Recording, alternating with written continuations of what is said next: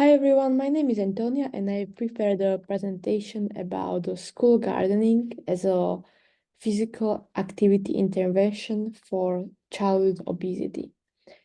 Public institutions implemented gardening activities as physical activities in schools to prevent obesity in children. Gardening is known as a learning laboratory, which is a way based on social cognitive theory where students learn skills through fun, hands-on activities. In school gardens, students learn science and nutrition concepts relevant to growing food, which enhance their positive modeling of fruits and vegetables and increase their preference for these foods as well as their intakes. Uh, Children who learn healthy eating habits at a young age are more likely to maintain these habits throughout their life. So the target population for this research paper and this study was children in schools exactly 7 to 12 years old.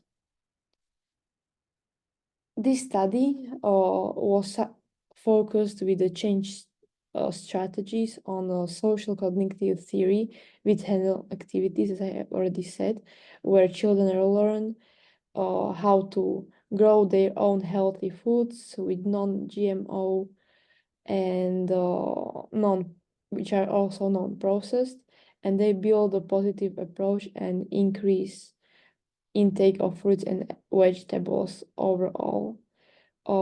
And this is as a substituting unhealthy processed food with healthy foods options.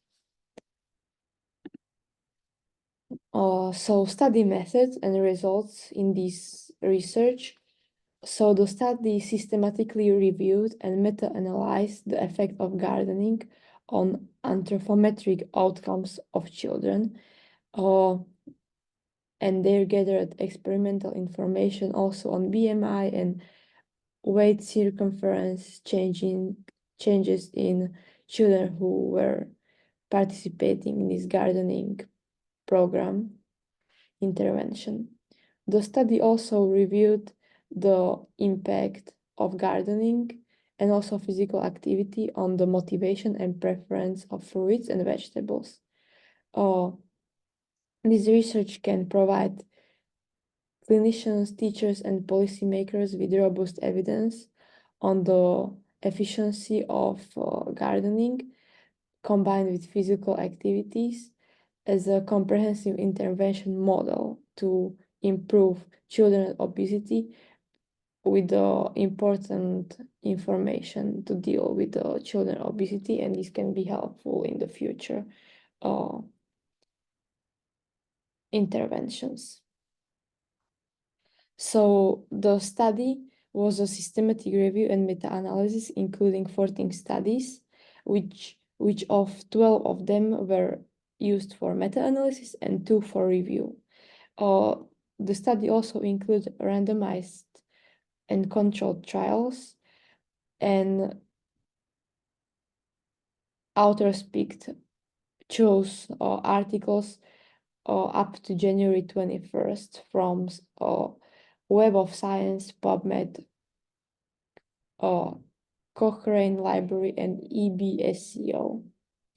And they were focusing only on articles and research based on gardening only in schools, regardless of gardening outside of school.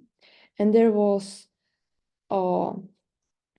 and this intervention based on gardening can effectively increase children's fruit and vegetables preference and improve their intake, motivation, attitude, and preference for vegetables and fruits overall, but it has no obvious effect on reducing BMI outcomes and waist circumference. The increase on both fruit and vegetables intake and also physical activity has obvious effect on the improvement of child's obesity and reducing obesity-related negative health conditions. For this program being more widespread and incorporating into schools program, there I think need to be laws for gardening as another required class for graduation, or gardening can be as an elective class, or even maybe as an extracurricular class people can choose to do in schools with teachers outside of their required coursework.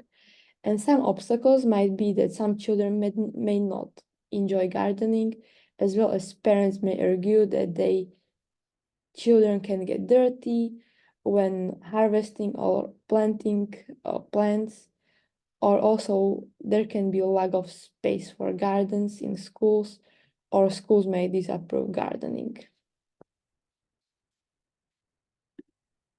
I think this intervention is a great way how to learn new concepts regarding healthy foods, as well as growing our own foods for consumption and develop close relationship with these healthy unprocessed foods and options. Homegrown and non-GMO fruits and veggies are a great option, and many people like gardening and growing own foods in free time because we are improving our health this way. And this being said, I think this is a very sustainable option and life-changing learning experience for children, teachers, as well as for families, as children may bring new information and gardening habits back to homes.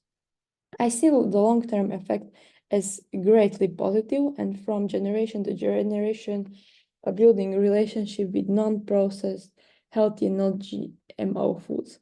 As well as, since it's GMO, plant might have positive impact on our genome and future generation. So thank you for watching, and this is my reference for the article.